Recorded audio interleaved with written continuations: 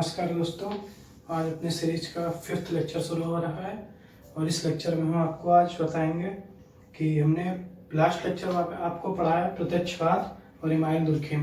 प्रत्यक्षवाद में हमने आपको बताया कि जो लोग समाजशास्त्र को प्राकृतिक विज्ञान की तरह देखने का प्रयत्न कर रहे थे उन लोगों को हम लोगों ने प्रत्यक्षवादी कहा, और इसको समाजशास्त्र को जब हम लोग विज्ञान की तरह पढ़ते हैं तो उसे प्रत्यक्षवाद कहते हैं।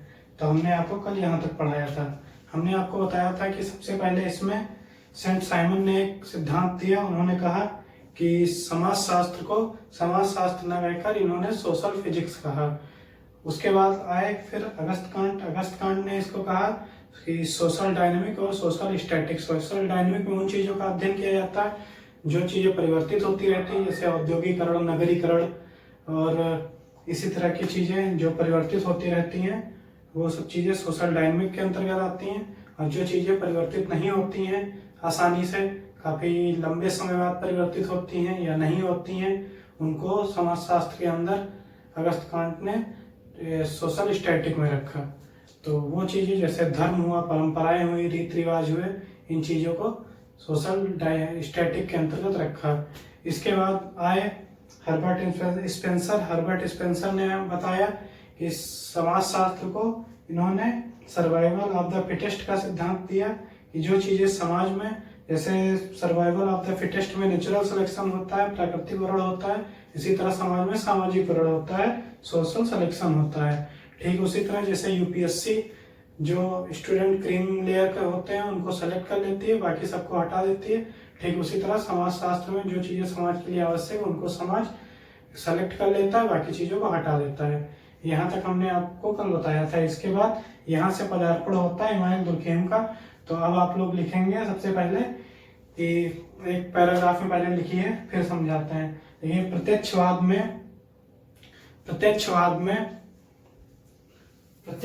में आगे चलकर इमाइल दुर्खिम का पदार्पण हुआ और उन्होंने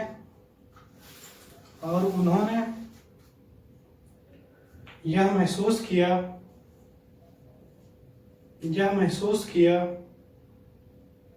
कि समाजशास्त्र विज्ञानों की नकल कर रहा है। इसीलिए इसे विज्ञान के रूप में मान्यता नहीं मिल पा रही है। इसीलिए इसे विज्ञान के रूप में मान्यता नहीं मिल पा रही है। इनके अनुसार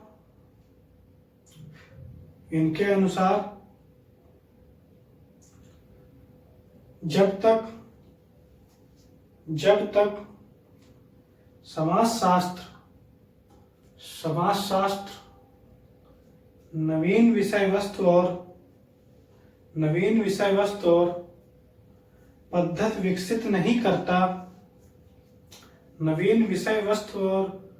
पद्धति विकसित नहीं करता, तब तक इसे विज्ञान के रूप में स्थापित नहीं किया जा सकता। अब समझिए क्या हुआ।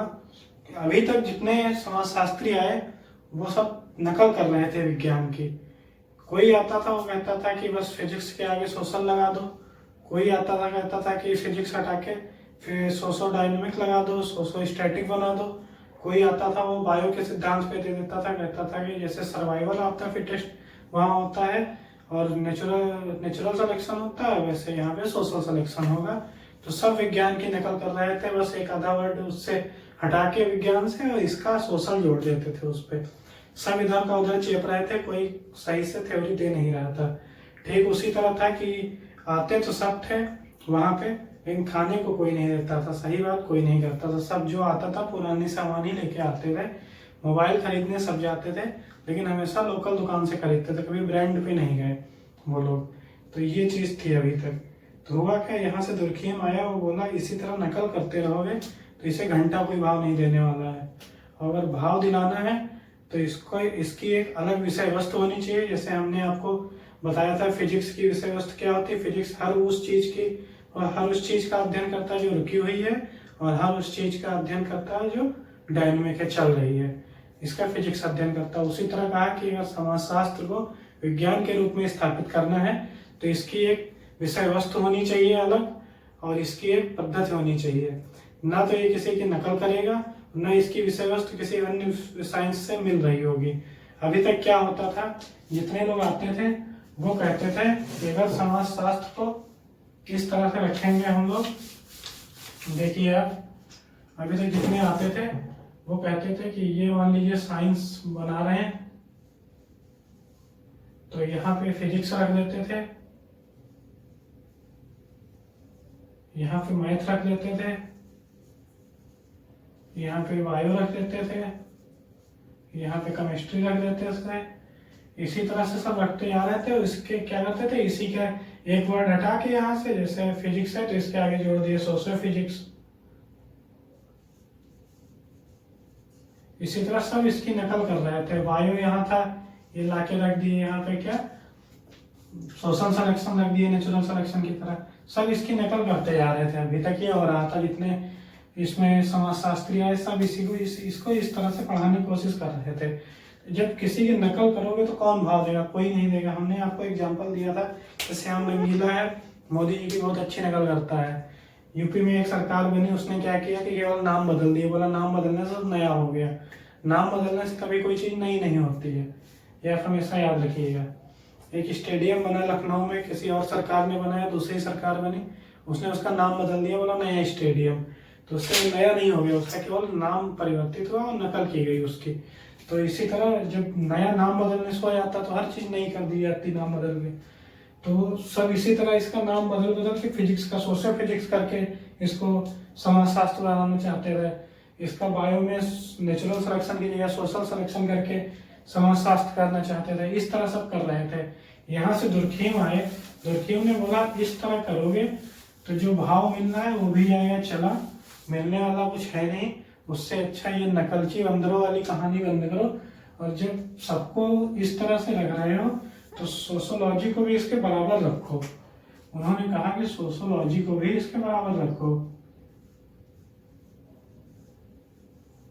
जब सोशोलॉजी को इसके बराबर रखा गया, अब आप बताइए कि फिजिक्स की जो विषय वस्तु है उससे सोशोलॉजी की विषय वस्तु अलग हो गई, जो मैथ है उससे सोशोलॉजी की विषय वस्तु अलग हो गई, बायो से भी इसकी विषय वस्तु अलग हो गई, इसी तरह केमिस्ट्री से इसकी विषय वस्तु अलग हो गई।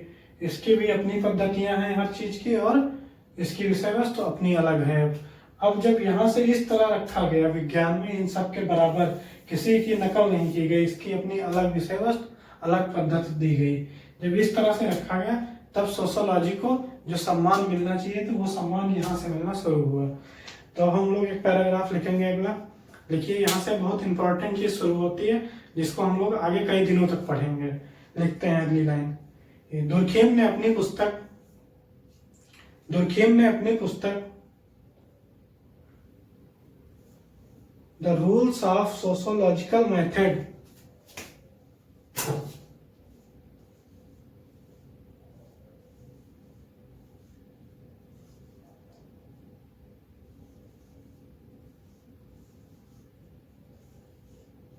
rules of sociological method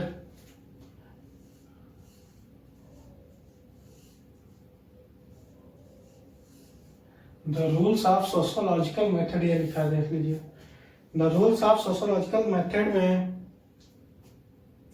समाजशास्त्र की विषय वस्तु को, देख लीजिए इधर, the rules of sociological method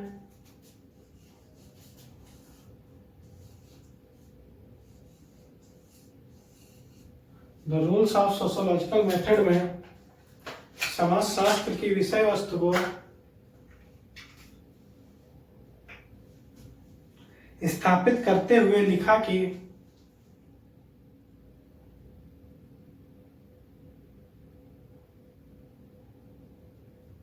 स्थापित करते हुए लिखा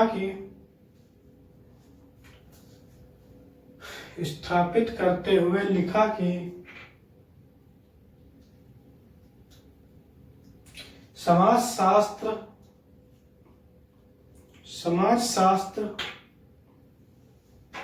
सामाजिक तथ्यों का अध्ययन है। सामाजिक तथ्यों का अध्ययन है। अब आप समझिए सामाजिक तथ्य क्या होता है। सबसे पहले तो यही आपको समझना पड़ेगा। Sociology is the study of social fact, ये इन्होंने बोला। क्या बोला? Sociology is the study of social fact.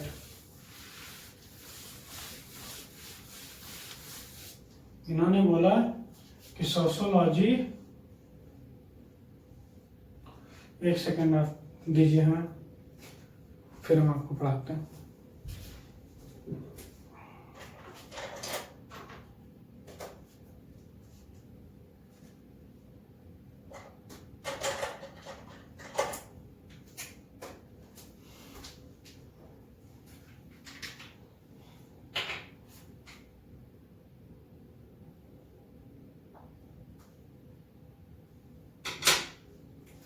देखिए, sociology is the study of social fact.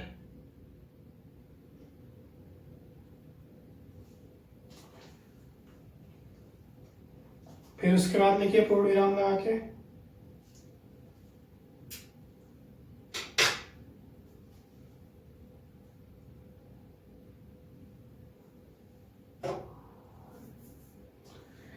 इन्होंने बताया sociology is the study of social fact.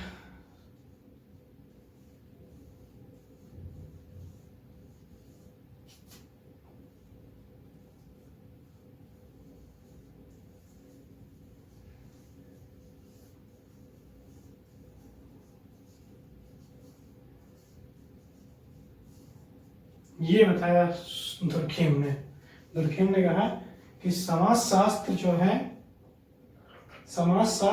सामाजिक तथ्यों का अध्ययन है। अब सामाजिक तथ्य क्या होता है, ये इन्होंने बताया। इन्होंने बताया कि सामाजिक तथ्यों से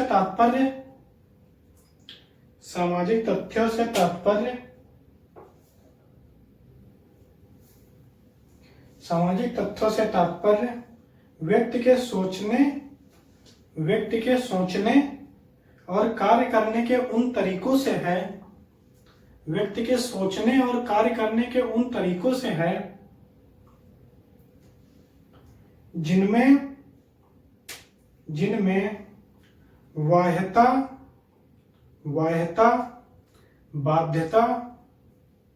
बाध्यता और समानता। तीन चीजें बताई। क्या बताई? तीन चीजें। सोशल फैक्ट क्या होता है इन्होंने बताया।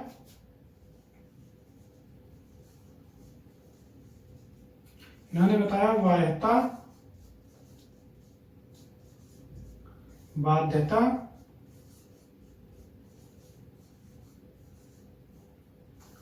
बाध्यता और सामान्यता। ये तीन चीजें बताई। दुर्खीम ने बताया कि सोशल फैक्ट क्या होता है, व्यक्ति के सोचने और कार्य करने की वह क्रियाएं जिसमें वाह्यता, बाध्यता और समानता, ये तीन चीजें होती हैं। तब इसके लक्षण पाए जाते हैं। तो ये लक्षण कैसे पाए जाते हैं ये हम आपको समझाते हैं कि वाह्यता, बाध्यता और समानता क्या होता है, ये हम आपको बताते हैं। यहाँ पे देखिए, आप देखिए अपनी सारी समस्याएं धीरे धीरे सॉल्व हो रही हैं। आज आप देख रहे हैं कि अपना बड़ा सा बोर्ड लग गया है जिसपे हम आपको इतना जरूर पढ़ा देंगे जितना आपके पेपर में आने वाला होगा। आज हम जो पिछला टॉपिक पढ़ाए उस पर आपको बताएंगे। क्वेश्चन आया 2020 में, एक नहीं, आप पिछले जितने पेपर उस पर देख लीजिए, जितना हम पढ़ाए हैं क्वेश्चन उसी से आया हुआ है। तो आप देख सकते हैं पिछला पेपर। तो आज हम आपको बताएंगे भी वो कौन सा क्वेश्चन आया था। अभी यहाँ पे चलिए तीन चीजें लिखी रहने देते हैं, समझो कि क्या होता है। इन्होंने क्या बताया, वाह्यता क्या होती है। ये एक व्यक्ति है, सुंदर सा, ठीक है, ये इसके हाथ हैं मस्त मस्त, ये इसके पैर हैं। ये एक व्यक्ति है, ये जब पैदा हुआ तो गलती से ये जो है एक धर्म में पैदा हो गया। वो धर्म कोई सा भी आप ले लें, हिंदू, मुस्लिम, सिख, ईसाई, किसी में मान लीजिए हिंदू धर्म में पैदा हो गया। तो ये चाहता था मुस्लिम धर्म में पैदा होना या सिख धर्म में पैदा होना, लेकिन ये पैदा हो गया हिंदू धर्म में। तो इसके न चाहते हुए भी ये हिंदू हो गया, इसके न चाहते हुए भी ये हिंदू हो गया। यानी इसका जो धर्म था इससे पूछा भी नहीं गया और ये हिंदू धर्म में आ गया। ठीक है, ये मान लीजिए मुस्लिम किसी भी धर्म में मान लीजिए चाहता नहीं और था, लेकिन आ गया। ये किसी एक धर्म में मान लीजिए आ गया, ये चाहता नहीं था, चाहता था सिख, ईसाई किसी धर्म में, लेकिन आ गया इस किसी धर्म में। ठीक है, उसके बाद क्या हुआ कि चाहता तो था ये कि ये लड़का हो, लेकिन वो भी नहीं, ये आ गया लड़की बन के आ गया। फिर क्या हुआ, यहां तक तो सब ठीक था, बेचारा मैनेज कर रहा था, किसी तरह जो हुआ उसको बर्दाश्त कर रहा था, सह रहा था जो इसके साथ अन्याय हो रहा था, यहां तक होता गया। फिर ये जैसे ही पैदा हुआ तो ये पैदा हो गया कहाँ पे, वो कहाँ का शासक है जो छोटे छोटे बाल रखता है और तानाशाह बन के घूमता है? हाँ, कोरिया का। किस देश में पैदा हुआ?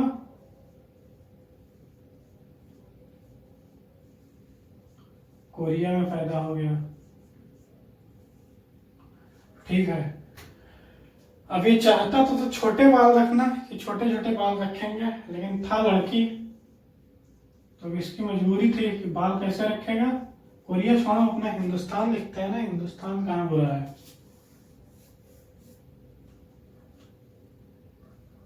भारत में पैदा हो गया, बाल तो ये बड़े रखना चाहता था, छोटे रखना चाहता था, लेकिन जो बाल रखने पड़े इसको, छोटे रखना चाहता था लेकिन रखने पड़े यहाँ की वजह से बड़े बाल इसको। ठीक है, यहाँ तक भी बेचारा सब कुछ बर्दाश्त कर रहा था। जब ये भारत में पैदा हुआ तो यह भारत का कुछ संविधान है, उसमें कुछ नियम कानून है, तो ये चाहता था फ्री रहना बिना किसी नियम कानून के। लेकिन भारत में पैदा होने की वजह से कुछ इसके भारतीय संविधान में कुछ नियम कानून थे, उसको भी मानना पड़ा इसे। तो ये सब चीजें अब आप देखिए क्या है कि ये चाहता था हिंदू या मुस्लिम धर्म में पैदा होना या सिख धर्म में पैदा किसी और धर्म में हो गया, तो यानी कि इसके अंदर चाहते हुए भी उसे ये करना पड़ा, उसे इस धर्म में रहना पड़ा। पैदा ये होना चाहता था लड़का, लेकिन हो गया लड़की, इससे न चाहते हुए भी ऐसा हो गया ये। फिर क्या हुआ कि पैदा किसी अमेरिका में होना चाहता था, पैदा हो गया भारत में जाके, यहाँ तक भी ठीक था, ये भी बिना मन के इसके हो रहा था, यानी चाहता नहीं था लेकिन करना पड़ा। अब लड़की पैदा हुआ, जो अपने समाज में क्या है, लड़कियां बड़े बाल रखती हैं मैक्सिमम, क्या होता है लड़कियां बड़े बाल रखती हैं, छोटे बाल रखना चाहता था लेकिन बड़े बाल इसको रखने पड़ गए। फिर क्या हुआ कि अब पैदा हो गया तो कुछ नियम कानून भी जो समाज के थे वो भी इसको मानने पड़े। ये चाहता था कि ऐसे घूमेंगे मस्त छुट्टा, कोई आगे पीछे ऐसे वैसे कोई अपने आप को कंट्रोल करने वाला नहीं होगा। क्या हुआ, इसका भी परिवार था एक, तो ये कुछ भी करता था परिवार इसको तुरंत कंट्रोल करता था। तो हुआ क्या कि चाहता था ये कि बाप बन के पैदा हो, लेकिन हुआ क्या, बाप बन के चाहता था पैदा हो, लेकिन हुआ क्या यहाँ पे कि बच्चा बन के पैदा हुआ, यानी इसको पिता कहना पड़ रहा है किसी और को। ये चीज भी इसके बिना मन की हुई। यानी होता क्या है कि वो चीजें जो हम नहीं चाहते हैं, हमारे न चाहते हुए समाज के उससे, समाज के नियम से या समाज के दबाव में या बाय फोर्स, वो चीजें जो बाहर से हमें एक्सेप्ट करनी पड़ती हैं, हमें स्वीकार करनी पड़ती है, हमें करनी पड़ती है, वे कार्य जो हमें करने पड़ते हैं बाहर से, बाहर की वजह से या समाज की वजह से, उसको हम लोग कहते हैं वाह्यता। उसको हम लोग वाह्यता कहते हैं क्या कहते हैं, बाह्यता, कि बाल ये जो है बड़े रखना चाहता था, छोटे रखना पड़ा इसको, या छोटे रखना चाहता था, बड़े रखना पड़ा इसको। नियम कानून नहीं मानना चाहता था लेकिन मानना पड़ा इसको। उसके बाद क्या हुआ कि ये चाहता था हम बाप बन के पैदा हो, लेकिन नहीं, बच्चा बन के पैदा हुआ, अब इसको बाप कहना पड़ रहा है। अब ऐसा तो कह नहीं सकता अपने बाप से, भाई सुनो यार इधर, आज से तुम हमें बाप कहोगे, तुम हमारे लड़के हो, ऐसा तो ये बोल नहीं सकता है। तो ये भी इसको मानना पड़ा, इसको ना चाहते हुए भी। तो ऐसे इसको बहुत सी चीजें ऐसी थी जो नहीं चाहते हुए भी इसको माननी पड़ी। ये चीज थी वाह्यता, क्योंकि बाहर से इसको मिल रही थी और इसको एक चीज अडॉप्ट करनी पड़ी। अब हुआ क्या कि बाध्यता क्या होता है, अब इसको हम लोग समझेंगे। यहाँ तक तो हमने आपको समझाया कि वाह्यता। अब जैसे नियम कानून थे, ये चाहता था कि हम ऐसे छुट्टा घूमे, कोई बोलने वाला ना हो, नियम कानून कुछ मानना ना पड़े हमें, ये चाहता, लेकिन मानने पड़े नियम कानून। तो अब ये बाध्य था, क्योंकि इस देश का कुछ संविधान है भारत का, और भारत के संविधान से परे जाके नहीं रह सकता है। तो इसके इस नियम कानून मानने के लिए बाध्य है, नियम कानून मानने के लिए बाध्य है। चाहता तो था बाप बन के पैदा हो, लेकिन पैदा हुआ है बच्चा बन के, इसलिए इसको एक व्यक्ति को बाप कहना पड़ता है, जो ये नहीं चाहता था, लेकिन ये बाध्य है इसको बाप कहने के लिए। तो यहाँ पे भी बाध्यता का कानून लग रहा है, बाध्यता का नियम लग रहा है, यहाँ पे भी ये बाध्य है, कहना पड़ रहा है इसको। पैदा ये लड़का होना चाहता था, लेकिन गलती से लड़की बन के पैदा हो गया। बाल ये बड़े छोटे रखना चाहता था, लेकिन अब इसको यहाँ पे बड़े बाल रखने पड़ेंगे, क्योंकि छोटे बाल रखेंगे तो समाज क्या कहता है उसकी लड़की बिगड़ गई है, बाहर जाके बिगड़ गई। तो यहाँ भी उसको बाल रखने पड़ेंगे, कैसे, बड़े बाल रखने पड़ेंगे। चाहता था ये छोटे बाल रखना, तो यहाँ भी बाध्यता लग रही है, बाध्य है ये बड़े बाल रखने के लिए। ठीक है, चाहता था ये हिंदू समाज में पैदा हो या मुस्लिम समाज में पैदा हो, और हिंदू समाज के रीति रिवाज हम माने, मुस्लिम समाज के रीति रिवाज माने, लेकिन गलती से सिख धर्म में मान लो ये पैदा हो गया, तो अब इसको उस धर्म के रीति रिवाज मानने पड़ेंगे। और ये गलती से ये नहीं कह सकता है कि हम नहीं मानेंगे, क्योंकि अगर नहीं मानेगा तो मार खाएगा समाज, मार खाए। पनिशमेंट का मतलब ये नहीं होता है कि दो झापड़ के मार दे, पनिशमेंट का मतलब ये होता है कि ताने सुनना पड़ेगा समाज, मतलब इसको अडॉप्ट नहीं करेगा अपने उसमें, लोग बोलना बंद करेंगे, ताने सुनाएंगे, है ना, बेइज्जती करेंगे, इंसल्ट करेंगे, वो सब चीजें। तो इसको उस जिस समाज में पैदा हुआ उसके रीति रिवाज इसको मानने के लिए बाध्य होना पड़ा।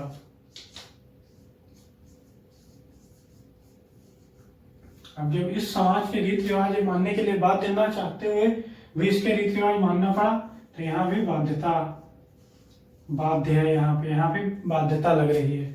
ठीक है, तो ये हमने आपको बताया कि बाध्यता क्या होती है। अब आप बताइए समाज में और एक चीज आप सुन लीजिए। अब कोई व्यक्ति है समाज में, ये मान लो, तो ये अगर बाहर घूम रहा है तो बिना कपड़े के तो घूम नहीं सकता है, कपड़ा पहनना पड़ेगा, इसके ना चाहते हुए भी इसको पहनना पड़ेगा। ये भी इसके लिए कपड़े पहनना,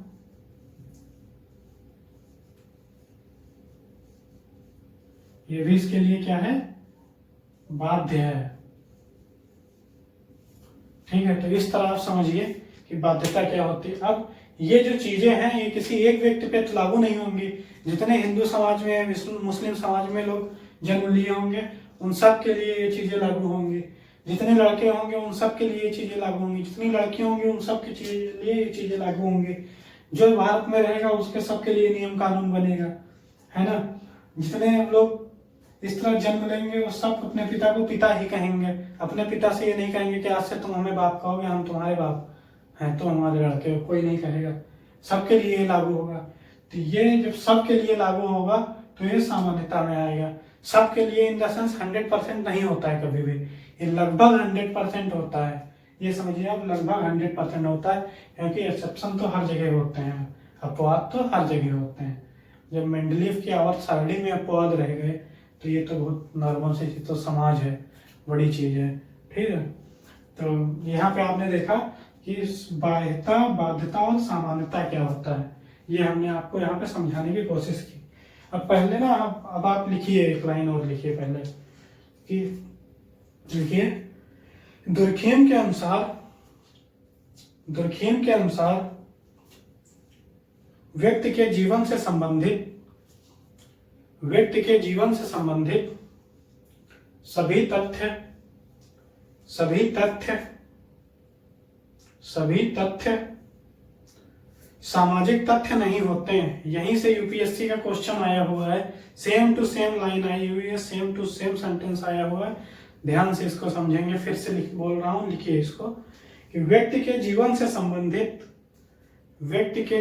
संबंधित सभी तथ्य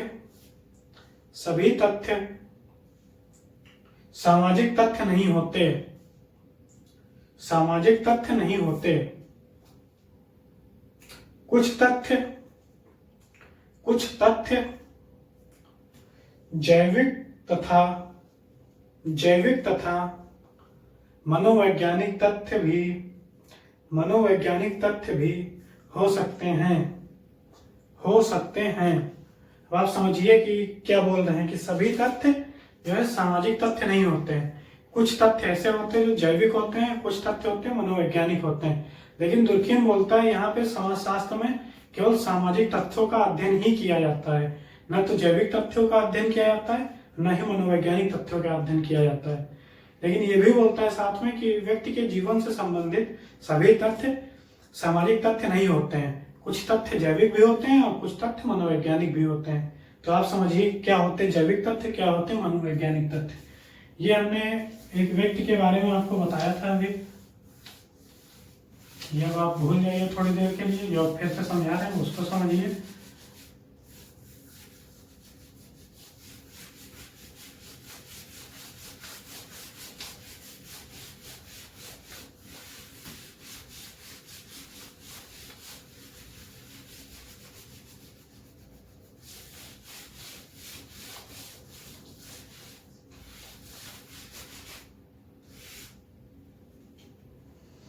ये व्यक्ति है, मान लीजिए आप,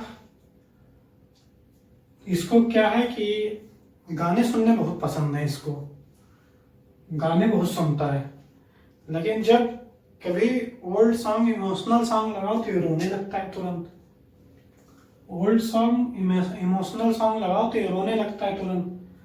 लेकिन जब फास्ट सॉन्ग लगाओ जो डीजे सॉन्ग होते हैं उस तरह के, तो इसको बहुत मजा आता है, बहुत डांस करता है, ये बहुत खुश रहता है। तो इसके साथ क्या है कि जब इसके साथ ओल्ड सॉन्ग लगाओ तो इसको नहीं पसंद करता है। लेकिन वहीं पे इसके साथ जब डीजे वाले सॉन्ग लगा दो तो इसको बहुत पसंद आता है। ठीक है। इससे एक बार इसके पिताजी इसको मार्केट लेके गए, इसको रेड कलर का जैकेट दिलाए। ये जैकेट तो ले करके आया घर, लेकिन उसको ये पहना नहीं।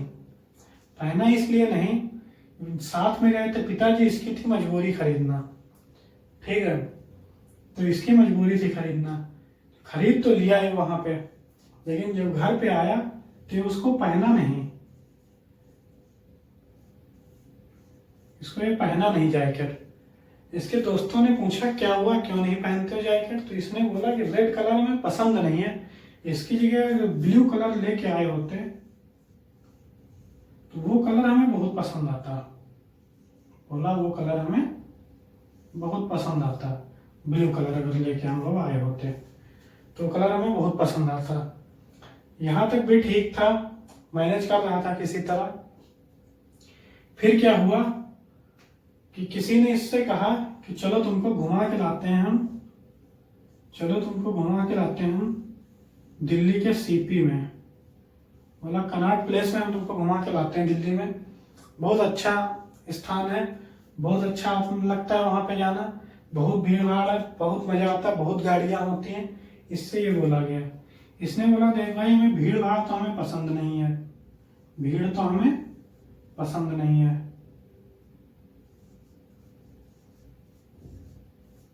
पसंद नहीं है। दोस्तों ने पूछा क्या पसंद है? बोला एक रूम में चलो। एक रूम में चलो का मतलब आराम करने, शांति में। बोला एक रूम में चलो, आराम करेंगे, केवल बैठेंगे, आराम करेंगे, जहां बिल्कुल भी भीड़ ना हो, एकदम शांति हो।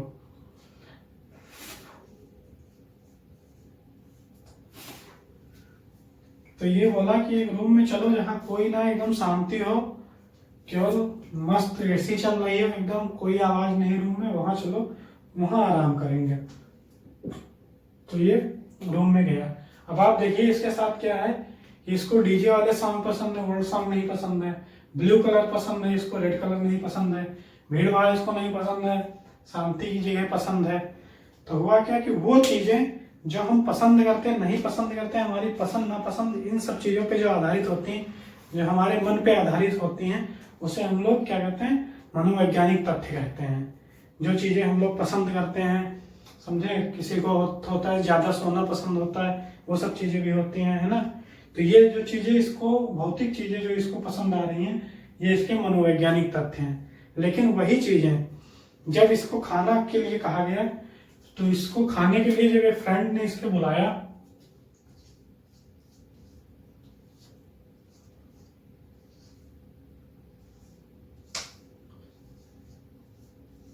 ये था मनोवैज्ञानिक तथ्य।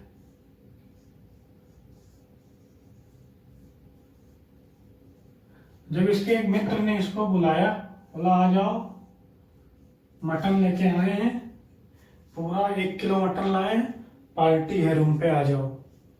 इसको बुला लिए इसके मित्र लोग, ये गया अपने फ्रेंड के घर। जब पार्टी हुई, मटन आया बन के खाने के लिए, सब लोग बैठे। जब मटन खा रहा था तो दोस्त ने कहा, देख भाई, तुझको हम पार्टी के लिए बुलाए, पहले हम तुझे खिलाएंगे, उसके बाद हम खाएंगे। बहुत कहने पे जब दोस्त के मान गया है कि चलो ठीक है, अच्छा पहले हम खा लेते हैं, दोस्त ने खिलाना शुरू किया, और ये बंदा इतना वो निकला कि 1 किलो मटन अकेला खा गया। ये 1 किलो मटन अकेला खा गया है। मतलब क्या हुआ कि इसने सारा मटन खा लिया, ज्यादा खा लिया इसने।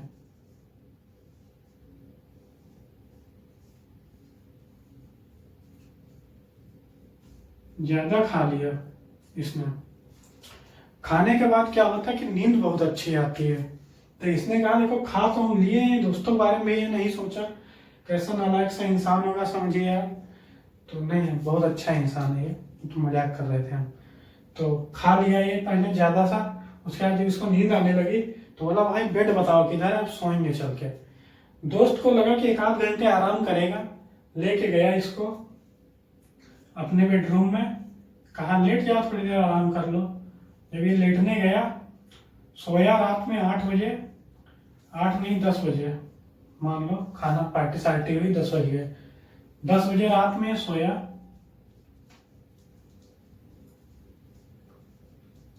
और जब ये सो के उठा सुबह, तो सुबह के 10 बज चुके थे।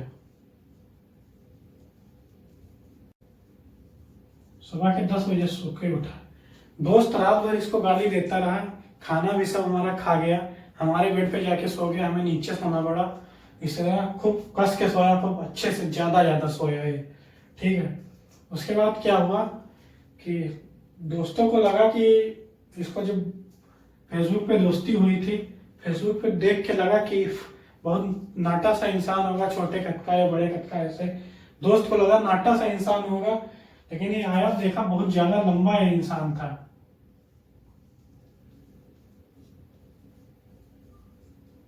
6 फीट का ये इंसान था। दोस्त ने देखा, कहा इतना लंबा इंसान।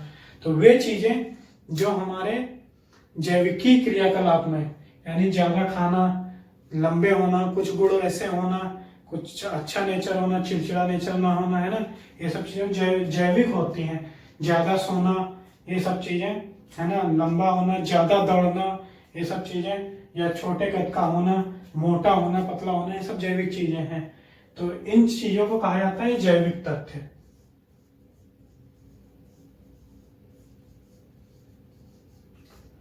अब हमें ऐसा लगता है कि आपको जैविक तथ्य, मनोवैज्ञानिक तथ्य और सामाजिक तथ्य, इसमें कोई कंफ्यूजन नहीं रह गया होगा। इसके बाद भी अगर कोई डाउट बचता है तो आप कमेंट में करके पूछ सकते हैं। और आज सामाजिक तथ्य का पूरा टॉपिक हम कवर करेंगे। ये लेक्चर काफी बड़ा होने वाला है, आप बिल्कुल निश्चिंत रहिए। एक एक चीज पढ़ाएंगे, डिक्टो उतना ही पढ़ाएंगे जितना आपके पेपर में आता हो। समझाएंगे आपको ढेर सारा, इतना समझाएंगे कि आपके दिमाग से कभी निकले ना। लिखवाएंगे उतना जितना आप पढ़ के जाए तो पेपर में 250 वर्ड या 150 वर्ड लिख दें, इतना ही लिखवाएंगे। और जो टॉपिक हमने पढ़ाया है उसके बाद आप क्वेश्चन देखेंगे तो आपके सारे क्वेश्चन सॉल्व हो रहे होंगे लास्ट ईयर जितने आए हुए हैं। तो इतनी चीजें आपको उम्मीद है समझ में आ गई होंगी। तो उसके बाद क्या होता है कि दुर्खिम ने क्या किया कि जो सामाजिक तथ्य थे, सामाजिक तथ्य को उन्होंने दो भागों में बांटा, दो भागों में बांट दिया सामाजिक तथ्य को। किस किस भाग में बांटा?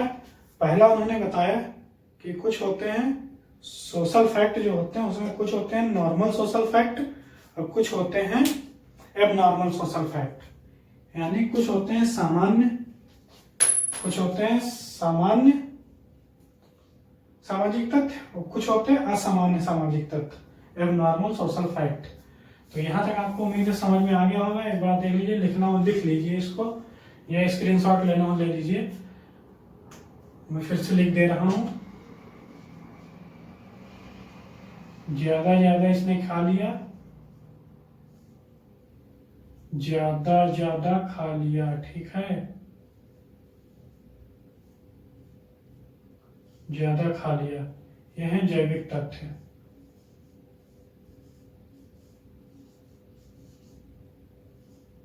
यह है जैविक तथ्य, ठीक है। लीजिए शॉर्ट स्क्रीन, 1 2 3 हो गया, ठीक है, शॉर्ट स्क्रीन हो गई इसकी। अब आप समझिए नॉर्मल सोशल फैक्ट क्या होता है, अब नॉर्मल सोशल फैक्ट क्या होता है, ये बात हम आपको दिखाते हैं यहाँ पे, ठीक है। तो सबसे पहले हेडिंग डालेंगे, ऐसे एक बार चार्ट टाइप में बनाइए इसको इस तरह कि सोशल फैक्ट, हिंदी में लिखिए, हम लोग हिंदी मीडियम के स्टूडेंट हैं। सामाजिक तथ्य, सामाजिक तथ्य, यहां से आप ऐसा करिए इसको,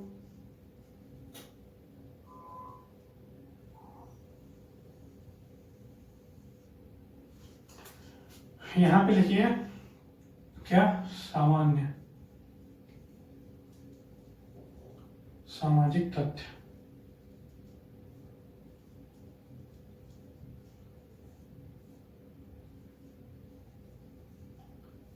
नॉर्मल सोशल फैक्ट,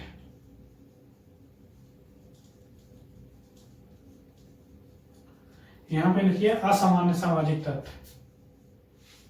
क्या हो रहा है यार,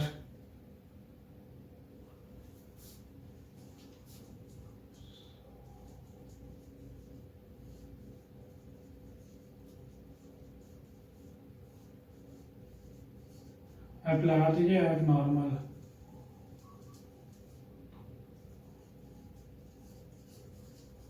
अब नॉर्मल सोशल फैक्ट, ये चीज आप यहां से लिख लीजिए, ठीक है।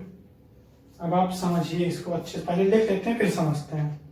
हेडिंग डालिए नॉर्मल सोशल फैक्ट, ये पहली हेडिंग ये डालिए, नॉर्मल सोशल फैक्ट, सामान्य सामाजिक तथ्य। लिखिए क्या होते हैं सामाजिक तथ्य। दुर्खेम के अनुसार, दुर्खेम के अनुसार वैसे सामाजिक तथ्य, वैसे सामाजिक तथ्य जो उपयोगी या लाभकारी होते हैं, जो उपयोगी या लाभकारी होते हैं, उन्हें उन्हें सामान्य सामाजिक तथ्य कहते हैं, सामान्य सामाजिक तथ्य कहते हैं। अर्थात अर्थात इससे इससे समाज की स्थिरता और समाज की स्थिरता और निरंतरता को बनाए रखने में सहयोग मिलता है, सहयोग मिलता है। अब एक लाइन बोल रहा हूं, उस लाइन को समझना बहुत जरूरी है, बहुत इंपॉर्टेंट लाइन है, क्वेश्चन मैक्सिमम टाइम यहीं से बनता है। लिखिए, दुर्खेम के अनुसार, पैरा चेंज करके लिखिए, दुर्खेम के अनुसार समाज में कभी कभी होने वाले अपराध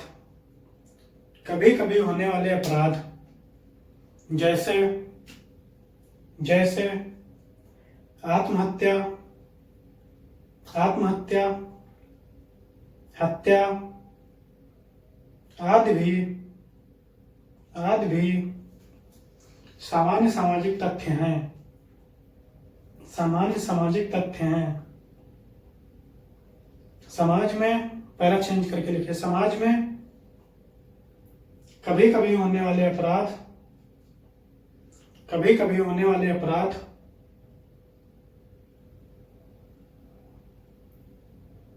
हत्या या आत्महत्या से समाज को 2 लाभ मिलते हैं। समाज को 2 लाभ मिलते हैं। पहला लिखिए, इन अवसरों पर समाज एक हो जाता है, यूनाइट हो जाता है समाज। दूसरा लिखिए क्या होता है, समाज इन घटनाओं का विश्लेषण कर उन पर कार्यवाही करता है, जिससे इन घटनाओं को रोका जा सके। समझिए क्या होता है। मान लीजिए कोई सुसाइड कर रहा है, कोई लड़का है, एक व्यक्ति, पंजाब में ऐसा अक्सर देखने को मिलता है। एक ये व्यक्ति है, ठीक है,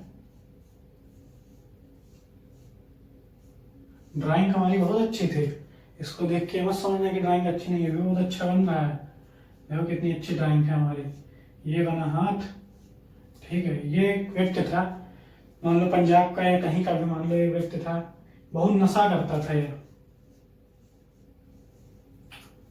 नशा बहुत ज्यादा करने लगा था।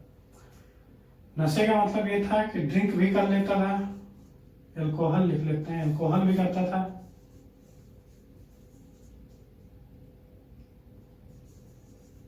अल्कोहल ले लेता था, ठीक है, ड्रग्स भी ले लेता था,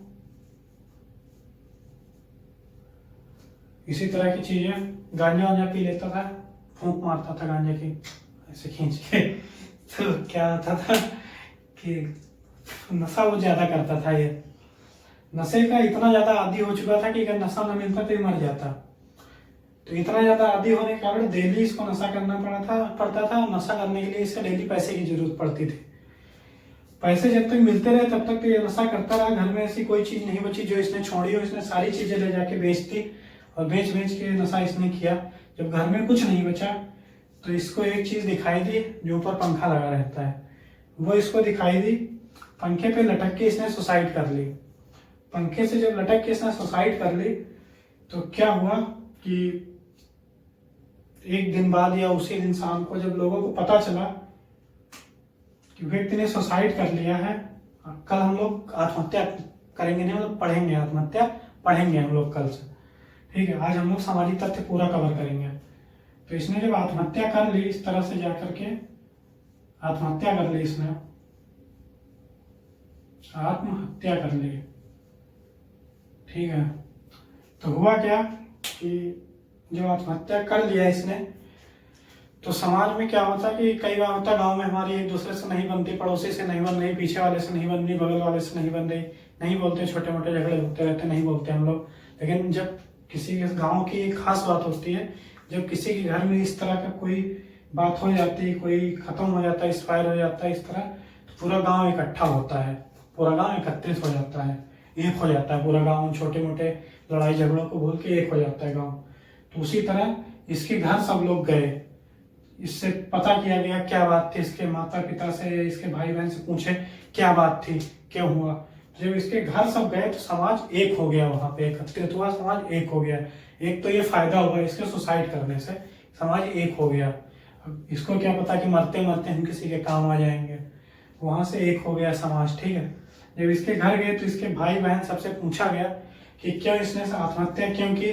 पता किया गया, सारी चीजें पता की गई, धीरे धीरे एक एक धागा खुलता है जैसे वैसे एक एक बात इसकी खुली। पता चला कि नशा इतना ज्यादा करने लगा था कि बिना नशे के रह नहीं पाता था। नशे की लत ने इसको इतना आदी बना दिया था कि घर की सारी चीजें बेच चुका था। अल्टीमेट जब पैसा नहीं बचा, इसके पास कुछ नहीं बचा, नशा करने की लत इसके ऊपर हावी हो गई और इसने अंत में आत्महत्या कर ली। समाज को ये बात समझ में आई कि नशा करने से आगे व्यक्ति परेशान हो जाता है, लत लग जाती है, व्यक्ति को कुछ समझ में नहीं आता है, उस लत वो बहुत गलत लत होती है, उसको उससे दूर रहना है, उसको छुड़ाना बहुत जरूरी है। समाज ने अपने यहाँ एक कार्यवाही की, या कह सकते हैं सभी ने अपने अपने बच्चों को इस बात के लिए सचेत किया कि किसी को नशा नहीं करना है, और अगर कोई नशा करेगा उसको दंड दिया जाएगा। जैसे कहा जाता है कि अपने यहाँ एक नियम ही है, बस खाली नियम ही है, वो और है कुछ नहीं। इस सार्वजनिक स्थान पे आप सिगरेट पियेंगे तो जुर्माना है उस पर, या नशा करेंगे धूम्रपान जुर्माना है उस पर। तो उसी तरह समाज ने भी अपने यहाँ अपने बच्चों को डांटा मारा है, जो भी किया, कहा नशा नहीं करना है। तो क्या समाज को ये पता चला कि इसके आत्महत्या के पीछे ये कारण था, तो उससे समाज ने उसका विश्लेषण किया, आत्महत्या के उसके कारणों का विश्लेषण किया, और उसने अपने यहाँ इस चीज पे कार्यवाही की कि आगे से ऐसी घटनाएं ना हो। तो मरते मरते बहुत से लोगों के काम आ गया। इस तरह समाज भी एकत्रित हुआ, उस पर कार्यवाही करके आगे जो आत्महत्याएं होने वाली थी उस पर रोक लगाई जा सके। तो ये दो फायदे होते हैं। अब हम लोग लिखेंगे एबनॉर्मल सोशल फैक्ट, यानी असामान्य सामाजिक तथ्य। लिखते हैं, हेडिंग डाल के पहले लिखते हैं फिर समझते हैं। इसी तरह देखिए, दुर्खेम के अनुसार, हेडिंग डालिए असामान्य सामाजिक तथ्य। ये दूसरा हेडिंग है, दूसरी डाल के लिखिए असामान्य सामाजिक तथ्य। लिखिए, एक सेकंड पानी पी लो बस। असामान्य सामाजिक तथ्य लिखिए, बोल रहा हूं जब तक। दुर्खेम के अनुसार कभी कभी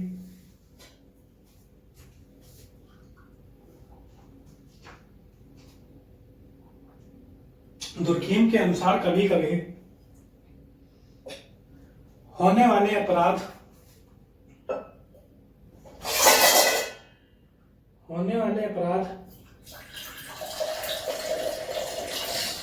सामान्य सामाजिक तथ्य हैं।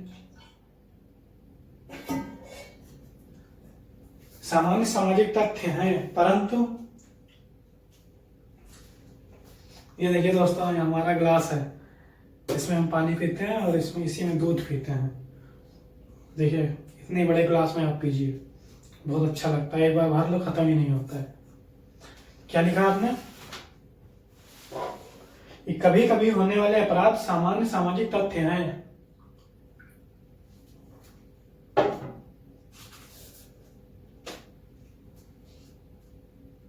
परंतु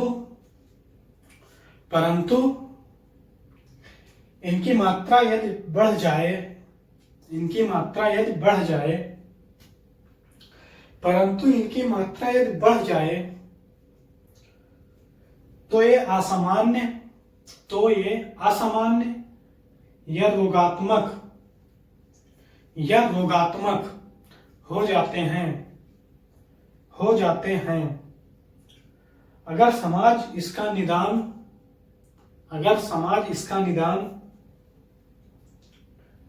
या कार्यवाही न करे तो यह समाज के लिए नुकसानदायक या विध्वंसक, कितना अच्छा वर्ड है, विध्वंसक, नुकसानदायक या विध्वंसक हो सकता है।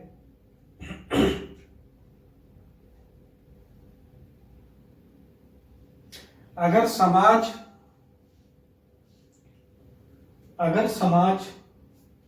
समय पर कार्यवाही न करे,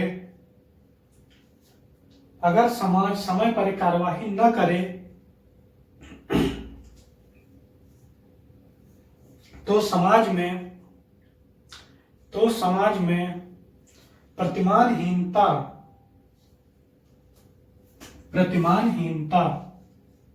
एनोमी जिसे कहते हैं,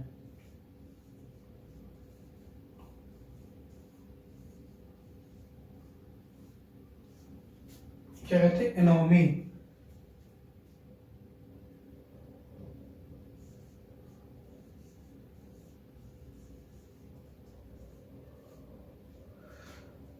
प्रतिमानहीनता या एनोमी आती है।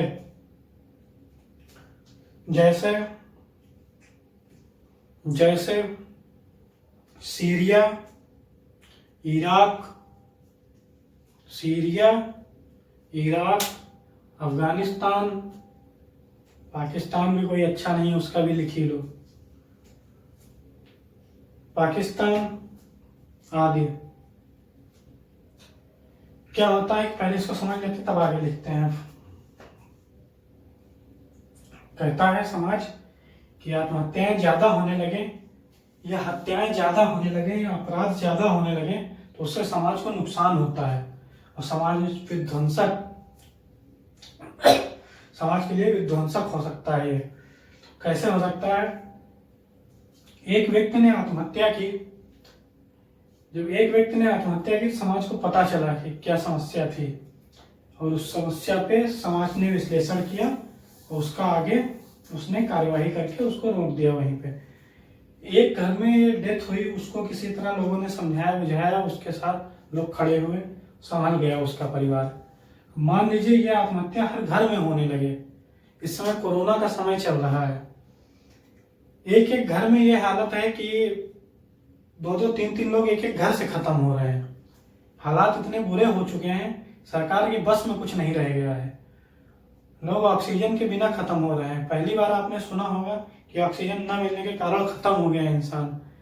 एक व्यक्ति जो है 20-20 हजार रुपए का सिलेंडर खरीद के ला रहा है, एक एक सिलेंडर ऑक्सीजन का, लेकिन उससे कहिए एक 20 रुपए का पेड़ खरीद के लगा दे तो वो उससे नहीं होता है।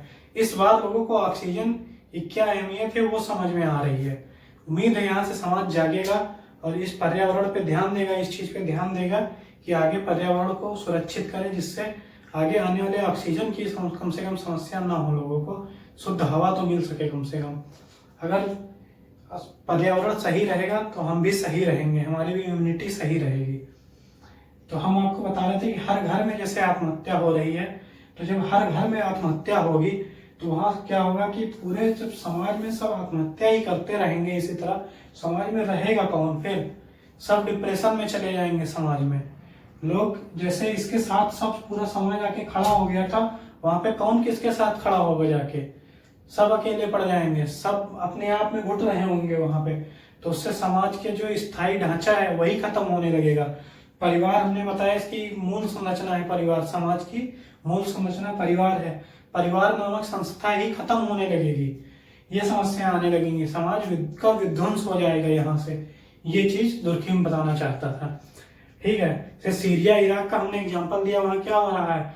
वहां आतंकवादी हमले होते थे, पहले एक आदमी का कत्ल होता था, 2 का होता था, अब पूरे पूरे क्षेत्र में बम गिरा दिए जाते हैं, लोगों को एक साथ 100 लोगों को मार दिया जाता है, पूरा समाज ही खत्म कर दिया जा रहा है। वहां पे ये घटनाएं हो रही हैं। इसी से क्या होता है कि एनोमी, प्रतिमानहीनता आती है समाज में। ठीक है, अब नेक्स्ट पैराग्राफ में हम लोग लिखते हैं, देखिए दुर्खिम का मत है, दुर्खिम का मत है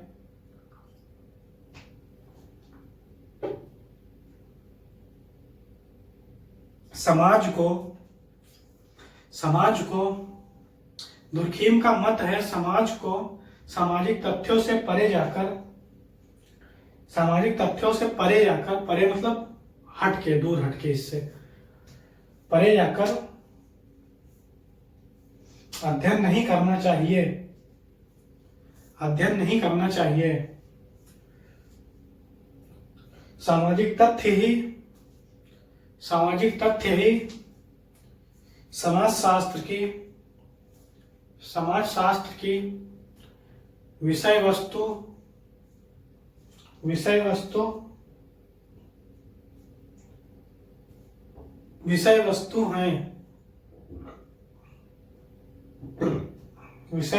हैं। दुर्खिम का मत है कि समाजशास्त्र अपने आप को सामाजिक तथ्यों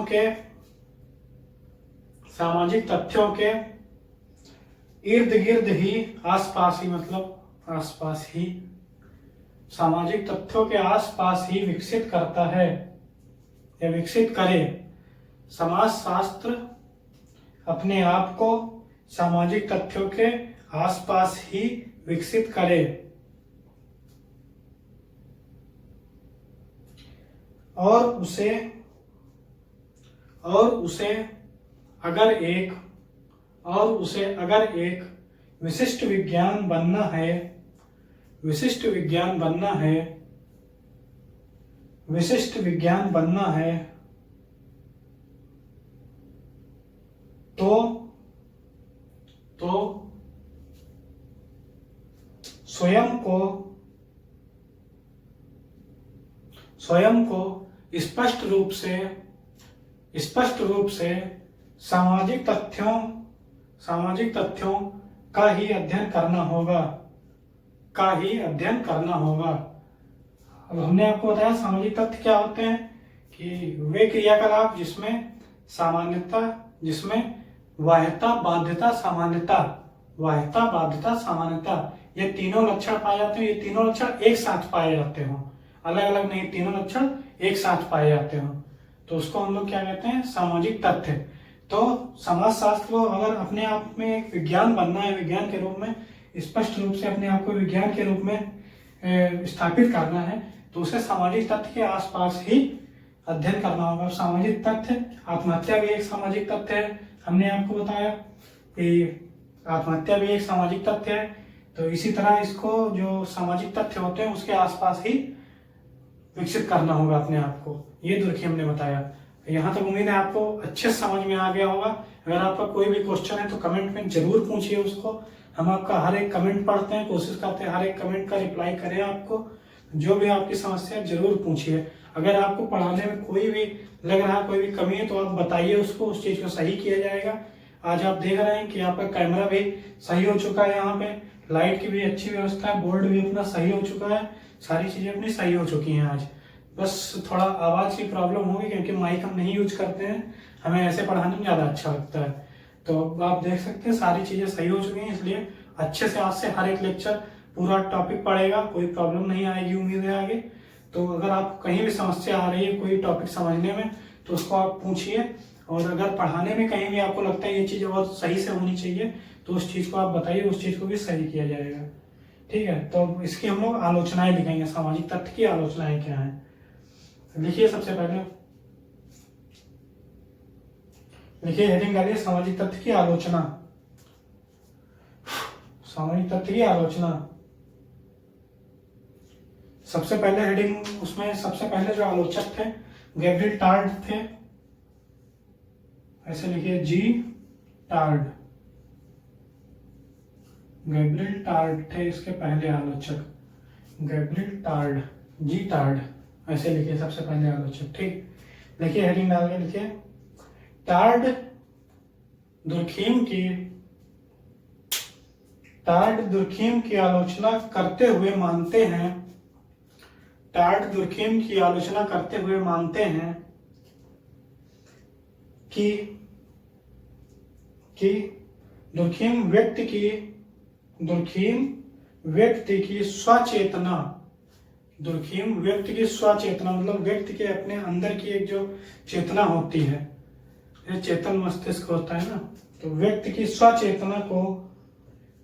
स्वचेतना को कोई महत्व नहीं दिया है, व्यक्ति की स्वचेतना को कोई महत्व नहीं दिया है,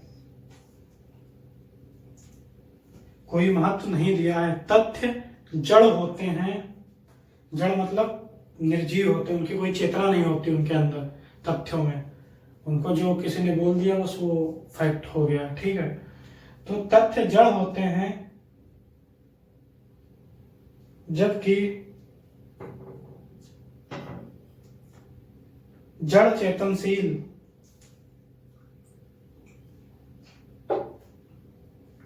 जबकि जड़ जो होती है उसमें चेतना होती है। इसलिए लिखिए, इसलिए व्यक्ति पर वाह्यता,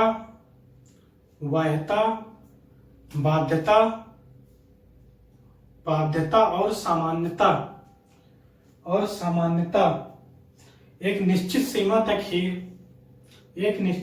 तक ही लागू होते हैं। हमने आपको बताया लागू होते हैं, समझिए, हमने आपको बताया कि एक व्यक्ति था, तो बड़े बाल रखना चाहता था, लेकिन गलती से जब वो लड़की पैदा हो गया तो उसको छोटे बाल रखना चाहता था, और जब गलती से वो लड़की पैदा हो गया तो उसको बड़े बाल रखने पड़े।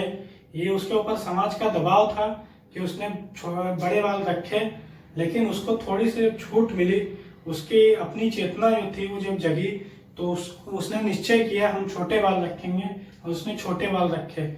ऐसा समाज में अक्सर देखा जाता है। और तथ्य जो है, ये वाह्यता, बाध्यता और समानता के नियम एक सीमा तक ही लोगों पे लागू होगा।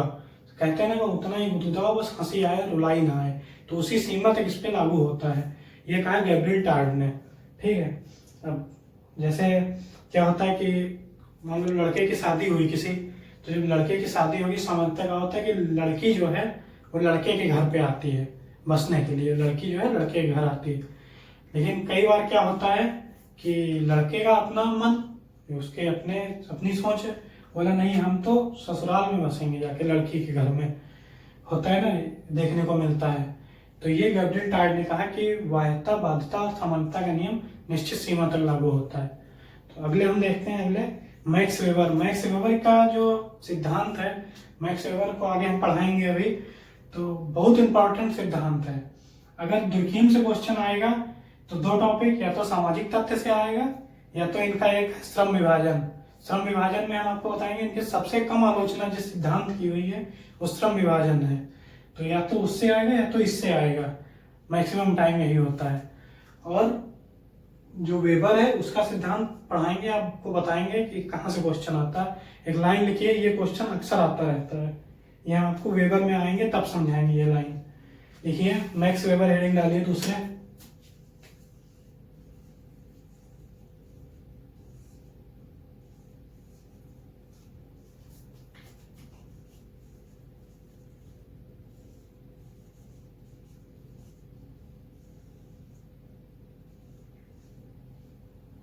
मैक्स वेबर हेडिंग डाल के लिखिए।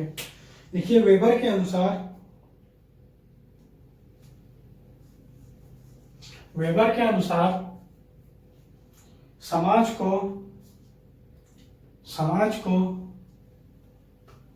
वेबर के अनुसार समाज को प्राकृतिक विज्ञानों की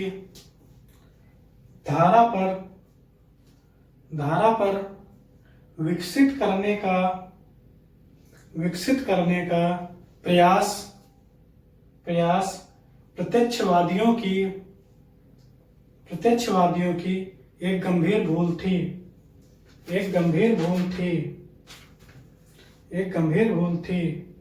वेबर ने सामाजिक तथ्यों के स्थान पर सामाजिक क्रियाओं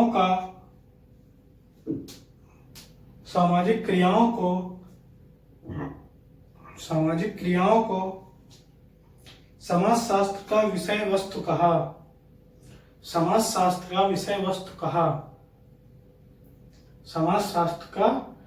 वस्तु कहा।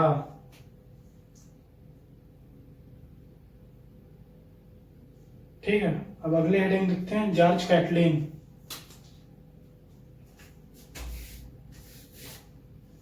तीसरे हैं जॉर्ज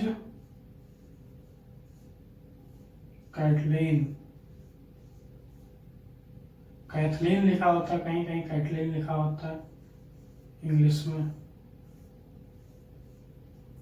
में सेम रहता है, हिंदी में प्रोनाउंसिएशन थोड़ा चेंज होता रहता है अपनी किताब का। लिख लीजिए जॉर्ज कैटलिन। इन्होंने क्या कहा समझिए। दुर्खीम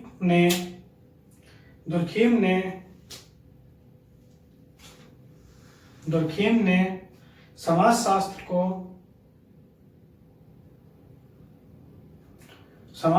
को विज्ञान बनाने के क्रम में इसे सर्वाधिक अवैज्ञानिक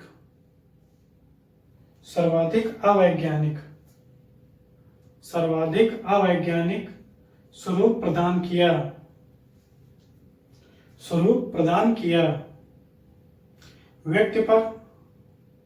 व्यक्ति पर बाह्यता बाध्यता तथा सामान्यता, बाध्यता तथा सामान्यता एक सीमित मात्रा में ही लागू होती हैं। इसमें कुछ नहीं समझने का, जो पहले समझाए एक सीमित मात्रा तक ही लागू होती है, एक सीमित सीमा तक ही लागू होती है, वही अभी बोल रहे हैं। ठीक है, तो अब हम लोगों ने जितना पढ़ा इसका क्या निष्कर्ष निकलता है वो लिखेंगे। निष्कर्ष हेडिंग डालिए, लिखिए निष्कर्ष में, लिखिए दुर्खिम से पूर्व जो प्रत्यक्षवादी हुए या थे, दुर्खिम से पूर्व जो प्रत्यक्षवादी थे, उन्होंने समाजशास्त्र को प्राकृतिक विज्ञानों के सिद्धांतों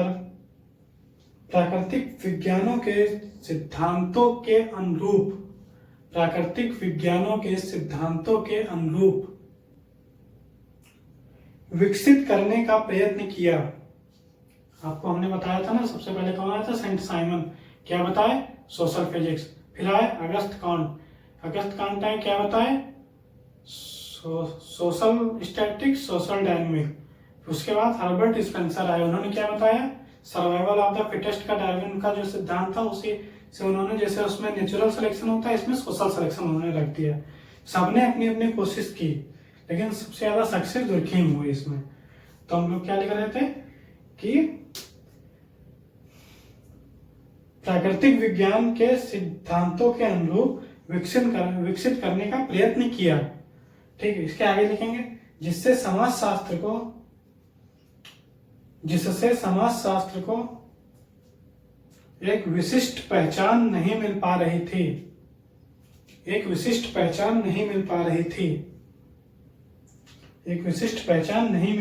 थी। दुर्खिम इसे एक विशिष्ट विज्ञान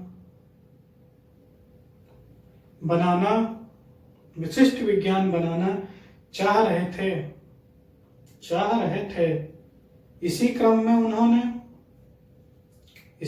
में इन्होंने सामाजिक तथ्य को समाजशास्त्र की विषय वस्तु कहा।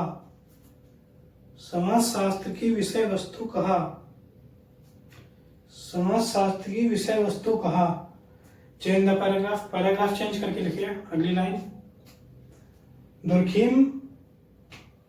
दुर्खिम के समय सबसे बड़ी चुनौती थी कि समाजशास्त्र के विषय वस्तु को मनोविज्ञान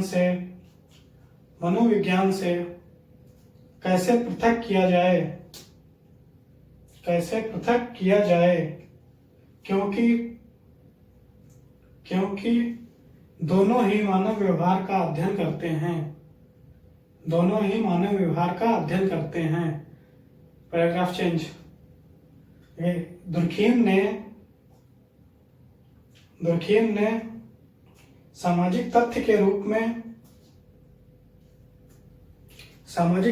रूप में एक ऐसा विषय वस्तु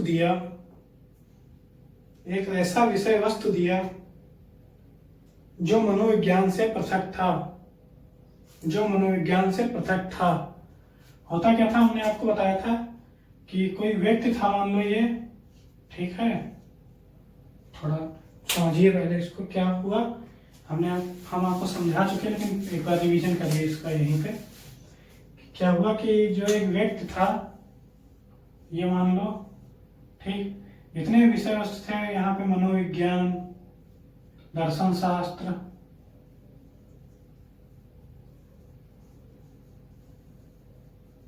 है ना, इस तरह के इतिहास, जितने इस तरह के विषय थे, ये सब क्या करते थे? सब इसका अध्ययन करते थे, इसका अध्ययन करते थे। कि ये कौन है, क्या करता है, कहाँ जाता है, क्या खाता है, ठीक है। लेकिन जब समाजशास्त्र आया,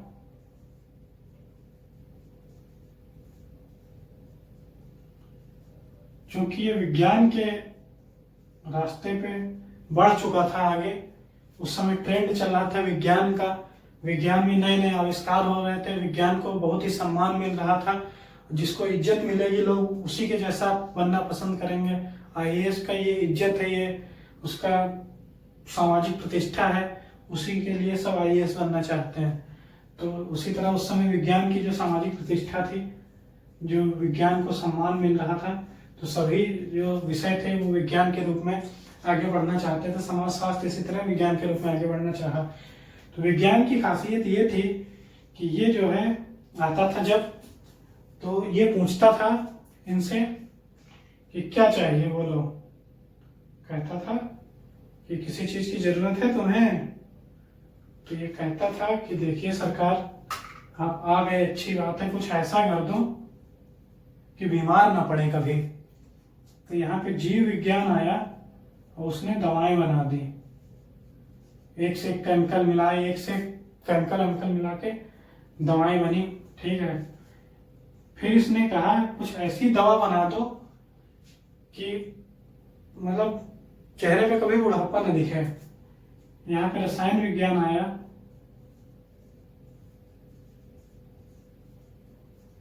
एक से एक केमिकल बना के ऐसी क्रीम बनाई, फेस क्रीम,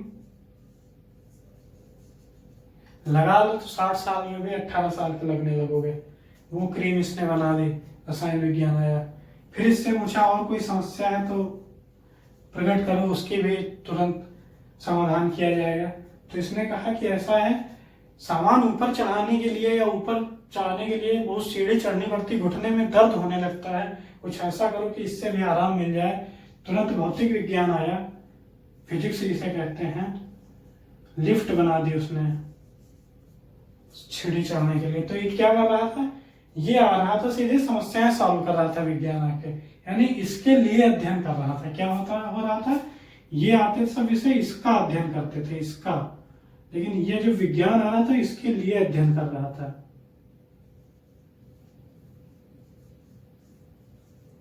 ये जितने विज्ञान आ रहे थे ये सब ये इसके लिए अध्ययन कर रहे थे। तो जो इसके लिए अध्ययन कर रहा था, जो इसके लिए अध्ययन करेगा, तो उसी को दुर्खीम ने बताया कि समाजशास्त्र में जो है सामाजिक तथ्य जो है उसी के आसपास समाजशास्त्र को विकसित किया जाएगा। तो क्योंकि ये विज्ञान के रूप में आ रहा था, तो विज्ञान में देख रहे थे सामाजिक तथ्य में, हमने आपको बताया जैसे आत्महत्या होती है, ये सब चीजें सामाजिक तथ्य होते हैं। हमने आपको बताया श्रम विभाजन होता है, धर्म होता है, धर्म और समाज, ये सब सामाजिक तथ्य हैं। तो इन सब चीजों को कौन अध्ययन कर रहा था, समाजशास्त्र, वो सामाजिक तथ्य के आसपास ही विकसित हो रहा था, इसी को दुर्खीम ने बताया। तो लिखिए दुर्खीम, पैराग्राफ चेंज करके लिखिए, दुर्खीम ने नहीं लिखिए आलोचना, वो हो चुका है, उसके नीचे लिखिए आलोचकों की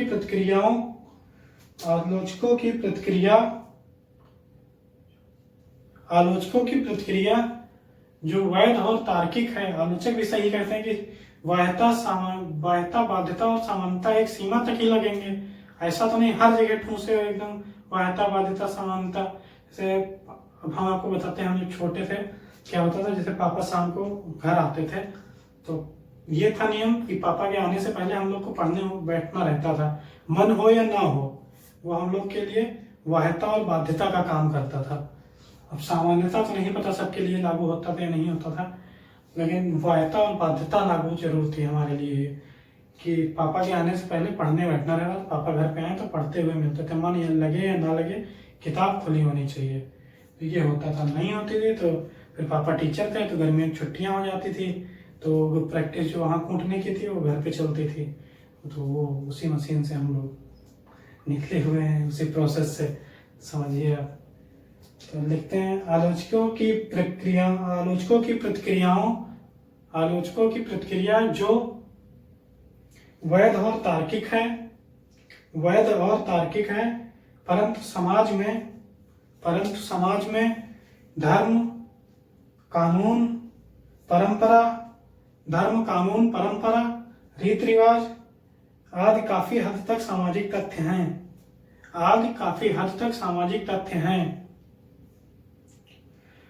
जैसे हमने आपको बताया कानून सामाजिक तथ्य है। कानून क्या है? सबके लिए है। आपको पसंद हो या ना पसंद हो, आपको मानना पड़ेगा, बाध्य हैं आप। आपने अपने मन से उसको नहीं बनाया, बाहर से आपके ऊपर फोर्स किया गया, वाह्य भी है, बाध्य भी है और सामान्यता मान सबके ऊपर लागू होता है। तो कानून भी एक सामाजिक तथ्य है। ठीक है। आज काफी हद तक सामाजिक तथ्य हैं। इसे अस्वीकार नहीं किया जा सकता। इसे अस्वीकार नहीं किया जा सकता। चेंज द पैराग्राफ चेंज करके लिखिए। दुर्खीम के इस विचार को स्वीकृति भी मिली, जिसके कारण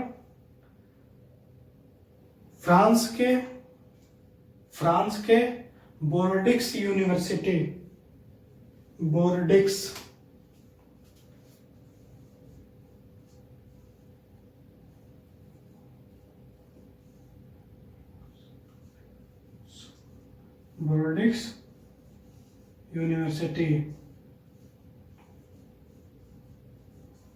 यूनिवर्सिटी, ठीक है। बोर्डिक यूनिवर्सिटी में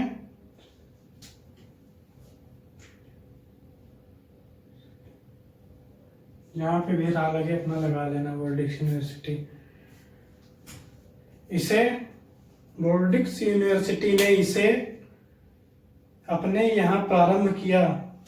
यानी सोशियोलॉजी को सबसे पहले फ्रांस के बोर्डिक्स यूनिवर्सिटी में प्रारंभ किया गया। उसने इसको विज्ञान के रूप में मान्यता दी और क्या हुआ कि अपने यहाँ इसका एक डिपार्टमेंट, अलग डिपार्टमेंट सामाजिक विज्ञान का बोर्डिक्स यूनिवर्सिटी में बनाया गया। ठीक है। अपने यहाँ प्रारंभ किया और दुर्खीम को इसका पहला प्राध्यापक HOD, हेड ऑफ डिपार्टमेंट होता ना HOD, पहला प्राध्यापक नियुक्त किया।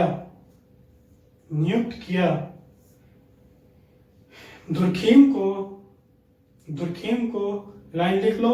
JRF और इस तरह के जो एग्जाम होते हैं, नेट JRF, जिसको देना है इस तरह तो काम आते हैं। ऐसे पूछ लिया जाता है कि मॉडर्न फादर ऑफ सोशियोलॉजी किसे कहा जाता है, तो दुर्खीम को कहा जाता है। लिखिए, दुर्खीम को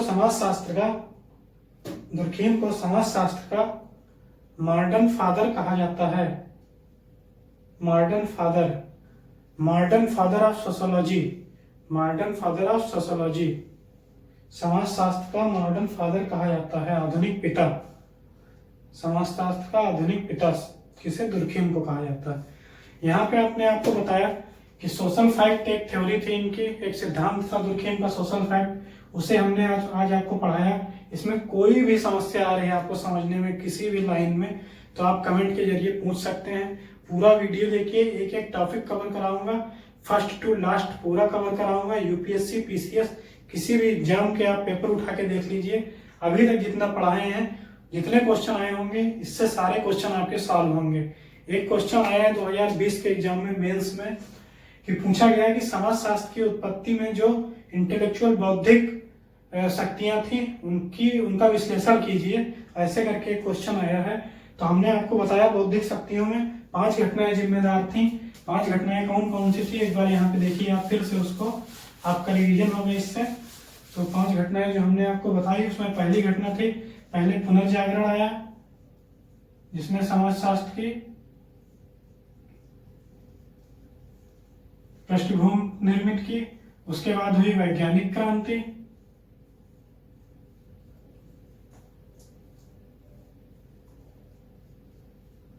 वैज्ञानिक क्रांति के बाद आई वाणिज्यिक क्रांति।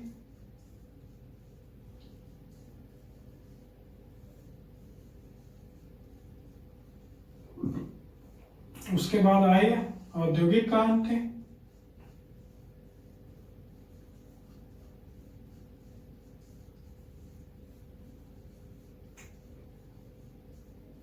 उसके बाद आई फ्रांसीसी क्रांति।